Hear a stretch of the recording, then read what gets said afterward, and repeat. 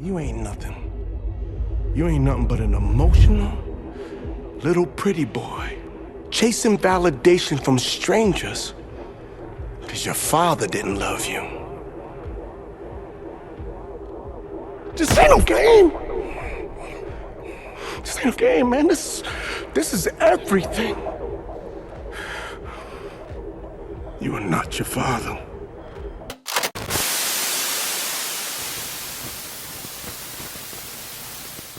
These questions have been submitted on behalf of Marvel Latin.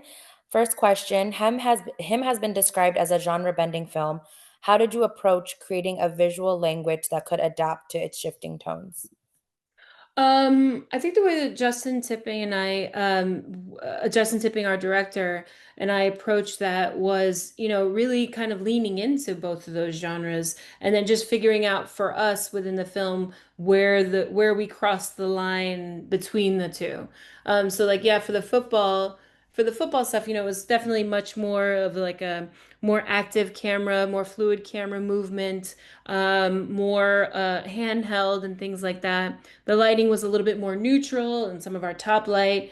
But then once we started getting in more into like the psychological horror part of things, we definitely went more of like fixed camera, more rigid, more symmetrical, center punched, almost to kind of make it feel as if Cam was trapped in a way. We also like went with more color contrast, more saturated colors in those sequences, and a lot more shadows and things falling off into darkness. So yeah, it was definitely it was I was attracted to it because of like these are two genres that A, I had never played in, and then B, I'd never seen together. So it was for me, it was like a really exciting challenge to do, all of that visually. Absolutely. Was there a specific scene in him that became your favorite to shoot because of its emotional or technical complexity? Yeah, I mean, I think that, I loved shooting the Fleur, like the thermal camera footage. I thought that that was like technically was really rewarding, just because it was something that was problem solving for the whole crew, like the whole camera department, all of the effects. Like we really all worked really closely together to pull those shots off.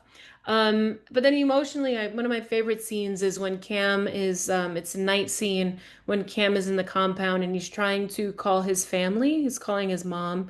And it's like at the end of this long hallway, and we have this like circular window that was designed by our production designer, Jordan Ferrer.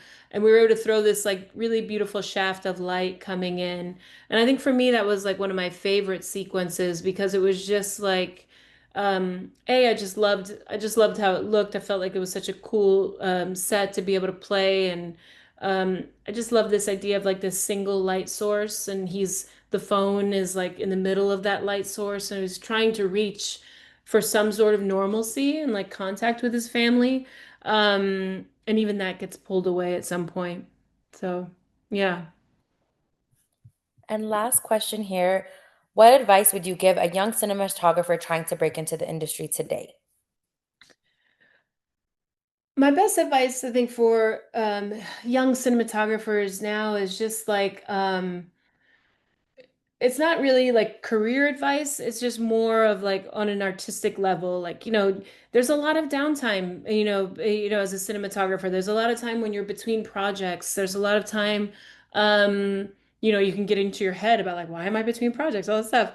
But I do say that the best thing you can do for yourself is just, figure out a way, like whether or not you grab, even if it's your phone or grab a camera and just I love taking photos and I really love walking around and, taking photos, seeing what I like, seeing what I'm drawn to.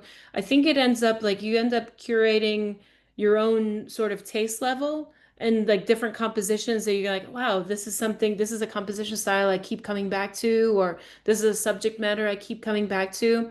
I think it's a really great way to start working on your own taste level or start realizing what your own taste level is, what aesthetics you actually really like and which ones that you lean into more than others. So I would say that like, to try to spend your time if you can't be on set with a film camera, go out with your own and really sort of like shoot as much as you can and don't wait for a job to be able to shoot.